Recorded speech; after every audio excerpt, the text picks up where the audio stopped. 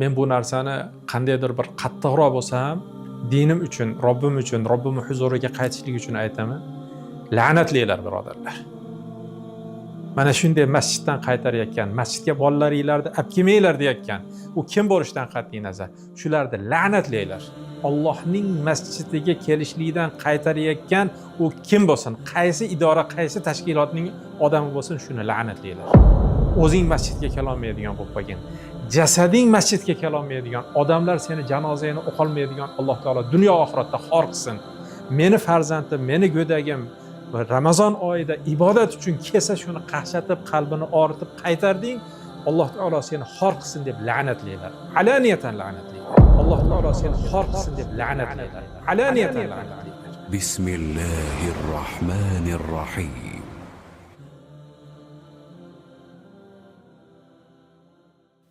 Alhamdulillahi robbil alamin vassalatu vassalamu ala nabiyyina Muhammad va ala alihi va ashabihi ajma'in. Allohumma allimna ilman yanfa'una va anfa'na bima 'allamtana innaka antal alimul hakim va ba'd. Hurmatli islomdagi do'stlar, aka-ukalar, opa-singillar, hammalaringizga Robbimning salomi, rahmati, barakoti bo'lsin. Assalomu alaykum va rahmatullohi va barakatuh.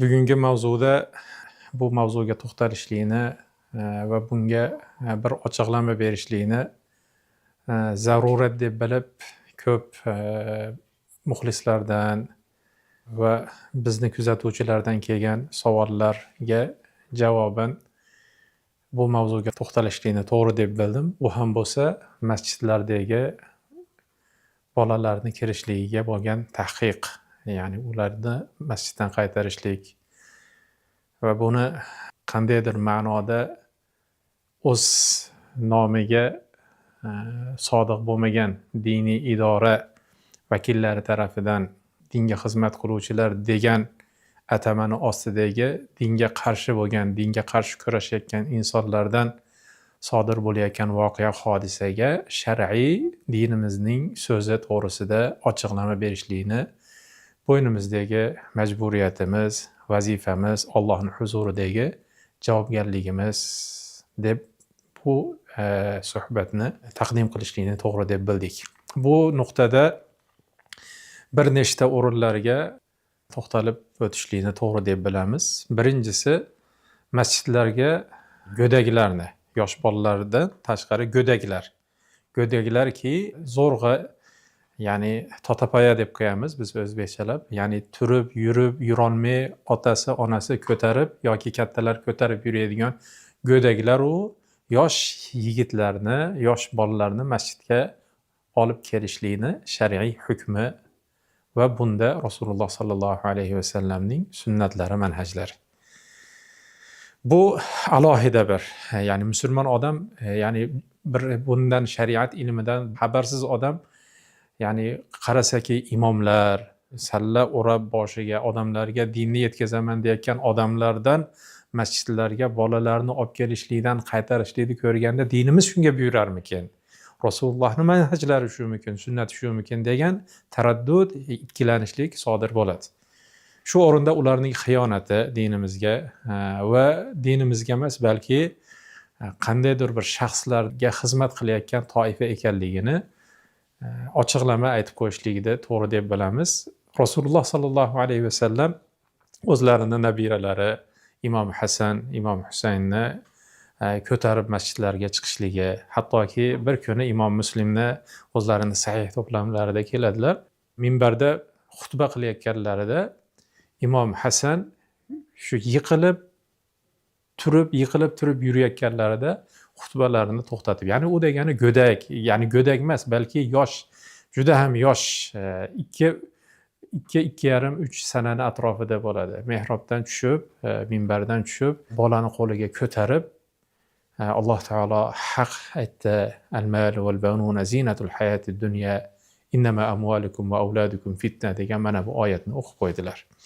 Va o'zlarining qizlaridan bo'lgan qiz nabiralari Zaynab radhiyallohu anha, Rasululloh sallallohu alayhi va sallamning qizlarini namoz o'qisalar, Imom Nasoiyda sunanda keladi, namoz o'qisalar u qizchani ko'tarib olardilar. Rukuga borib turganda ko'tarardilar, qiyomda turganda. Sajdaga borsa qo'yib, sajda qilib va sajdadan tursa yana nabiralarini qo'llariga ko'tarib olardi. Imom Muslimda boshqa bir hadisda Rasululloh sollallohu alayhi vasallam qisqa o'qidilar bir kun bomdod namozini. Sahobalar buni sababini so'raganda yosh go'daklarni orqa safda, ya'ni onalar farzandlarini masjidga bomdod namoziga ko'tarib kelardi. Ularning yig'layotgan ovozlarini eshitib turib, ular onalariga nisbatan ochlikdan yig'layotganligini his qilib, namozni qisqartirdim deganlar. Demak, Rasululloh sallallohu alayhi vasallamning sunnatlaridan masjidlarga yosh bolalarni olib kelishlik. Agarda ularni hozir kundagi ba'zi bir so'z bilan aytganda trendga aylangan siyib qo'yishlik degan narsani aytadigan bo'lsak, aynan bu to'g'risida masjidga siyib ham qo'yilgan. Rasululloh sallallohu alayhi vasallamni huzuriga bir a'robiy kelib, shu masjidga bavul qilgan. Shunda Rasululloh sallallohu alayhi vasallam sahobalar qattiq tegmoqchi bo'lganlar, tek qo'yinglar deganlar. Ya'ni u siyvagan. Chunki bu yerda hissiy najosatdan ko'ra ma'naviy najosat muhimroq. Agarda haqiqiy ma'noda najosatni ustiga kurashilayotgan bo'lganda, hissiy najosatdan ko'ra ma'naviy najosat muhimroq bo'lgan bugungi kundagi shirklar bilan tog'utlarning mehroblaridan turib so'zlarini aytishlikka qarshi kurashilingan bo'lardi. Men o salaf solihlarda aytmayman. O'zimizni davrimizdagi Andijondagi ustozlarimizdan Alloh rahmat qilsin. Ustozim bir kuni jami masjidini oldida birov keldi. Formadagi odam edi. Assalomu alaykum deb ko'rishuvdi. Haligi odamga ta'liman aytdiki, siz majbur shu tirikchilik ma'nosida, ya'ni aynan shu joydagi voqea hodisa tirikchilik uchun ishlayapsizmi yoki shu tuzumni to'g'ri deb shuni himoyachisiman, fidoichisiman deb turib shu formani kiydingizmi deb turib, agarda shu tuzum to'g'ri tuzum, baxtli olib keladi, insonga saodat olib keladi deyotgan bo'lsangiz, siz mushriksiz. Alloh taolo innamal mushrikuna najas degan, mushriklar najas degan, men najosatga qo'limni berib ko'rishmayman deganlar. Mana haqiqiy robboniy ustozlarni haqiqiy masjiddagi najosat nima ekanligini, haqiqiy hazar qilishlik qaysi najosatdan muhimroq ekanligini robboniy ustozlar davrimizda ham, avvalda ham, salaflarimiz ham, xalaflarimiz ham bunda yaqqol bu to'g'risidagi o'zlarini tarbiyaviy amallarini bizga ko'rsatib ketgan. Endi bu hech kimga sir emas, hamma biladi. Bu joyda siyosiy holat, bu diniy holat emas. Mana shu gapim xotira mana shu nimada qolsin. Ertaga davlat rahbarlari kelib, zurriyotlarimiz buzilib ketyapti, shu masjidlarga chaqirib tarbiya beringlar desa, shu sizlar ko'rib turgan imomlar agarda tirik bo'lsa, shular bosh bo'lib yurib, Rasululloh masjidga nevaralarini olib kelgan, Rasululloh masjidga bolalarni chaqirishlikka buyurgan deb, masjidga bolalarni hammasini chaqiradiganlar ham shular bo'ladi. Da'vatlari Alloh uchun emas. Da'vatlari Allohni yer yuzida hukmini joriy qilib isloh uchun emas. Bir shaxslarda siyosiy manfaat uchun xizmat qilayotgan ularning xodimlari desak to'g'riroq bo'ladi. Bu jihatidan endi ikkinchi tarafi bor. Albatta masjidga kelgandan keyin masjidda odobi bor. Masjidda shu farzandlarini olib kelgan ota-onalar farzandlarini namozxonlariga ular aytgandek xushu'lariga chiroyli bir Alloh taologa ibodat qilishlikka xalaqit qilmaydigan masjidni va man yu'azzim sha'airalloh fa innaha min taqval qulub deb Allohning dinini, Alloh taoloning baytini, Allohning uyini ulug'lashlik shiorini farzandlarga berishlik kerak. Xuddi shu o'rinda shu namozxonlar ba'zi bir o'zlari yosh katta bo'lib bir oyog'ini qabr tortib qo'ygan yosh katta oqsoqollarga ham aytadigan gapim shuki, masjidga shular kelganda yosh bolalar baqir-chaqirib bizni hayolimizni chachyapti deyotgan insonlarga xolis bir savol bilan murojaat qilmoqchiman. Telefonlar hayolinglarni chachmayaptimi? Ha? Telefonlar namozda o'qiyotganinglarda zvonoklar kelib hayolinglarni chachmayaptimi? Nima uchun shu namozimiz chachyapti deb birorta bir telefon jiringlayotgan odamlarga qattiq turib imom bosh bo'lib yurib telefoninglarni olib kirmanglar degan, namozimizni xushusini buzyapti degan narsalar yo'q. Bu faqatgina bir sallasini olib kel desa boshini yulib kelayotgan bir o'pka, ya'ni bir maqsadi nima ekanligini bilmagan insonlar. masjidda mana yaqinda internet tarmoqlarida tarqab ketgan masjidni ichiga kirib qolgan bolani chiqarishlik yoki masjidni eshigidan tagida turib yurib kelganlarni yoshing nechida deb so'rashlik, unga bosh bo'lib yurib masjidga hammani o'zi aslida chaqirishligi kerak bo'lgan imomlar ketinglar deb turib ularni haydayotgan imomlar. Bular to'g'risida Alloh taolo nima deydi? Alloh taolo aytadiki: وَمَنْ أَظْلَمُ مِمَّنْ مَنَعَ مَسَاجِدَ اللَّهِ.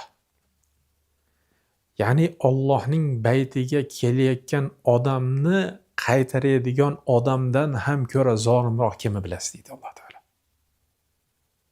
Ya'ni bu oyatni voqelikka shunday bog'laydigan bo'lsak, u ho imom bo'ladimi?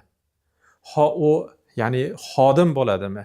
Ho u ashitdagi namozxon bo'ladimi? Kirma masjidga deyotgan odamdan ko'ra yer yuzida zolimroq odam yo'q. Bu meni so'zim emas, Allohning so'zi. Ustozimiz aytardi, bizni davrimizdagi Fir'avnni tanishlik vojib. Musa alayhissalomning davridagi Fir'avnni emas. Bugungi davrimizda Fir'avnni mana shu o'zlarini xavfsizlikni himoya qilamiz, tinchlikni himoya qilamiz degan xodimlar davrimizning Fir'avnlari bo'lib qoldi. Chunki bu meni so'zim emas bu. Aroaytallazi yanha abdan idza salla. Alloh taolo bu oyatda ko'rmaysizmi ey Muhammad alayhissalom, namoz o'quvchini namozdan qaytarayotgandi dedi. Bu kim edi? Mufassirlar bil ittifoq Abu Jahl degan. Abu Jahl Rasululloh sallallohu alayhi vasallamning masjidga kelib namoz o'qishligini qaytarmoqchi bo'lgan. Ya'ni bu oyatdan olinadigan darslik bizga saboq eslatma shuki, kim masjidga kelayotgan odamni qaytargan odam xotirini jam bosib, qiyomat kunida Abu Jahl bilan birga tiriladi. Bu oyat bizga shunday darslik beradi. Ya'ni ba'zida aytamizki, naqadar baxtli ona deymiz, naqadar baxtli ota deymiz, naqadar baxtli oila deymiz. Chunki ular halol yeb, halol yashab, birovning haqqidan qo'rqib, ya'ni chiroyli hayotda Alloh taologa bandalik qilgan. Xuddi aksi bo'lgan naqadar baxtsiz oila deymiz. Alloh taoloning baytiga kelayotgan odamlarni qaytaradigan odamni oilasi naqadar baxtsiz oila. Bular qaysi ya'ni yuz bilan ertaga Allohning huzuriga qaytishadi? Avlodlarini o'ylamaydimi? Ya'ni bu avlodlarga nomus emasmi, or emasmi? Meni otam bizni Allohning baytiga, masjidga kirgan odamlarni qaytarib yurib oylik topib, shu bilan bizni boqqan degan farzandlariga or emasmi bu narsa?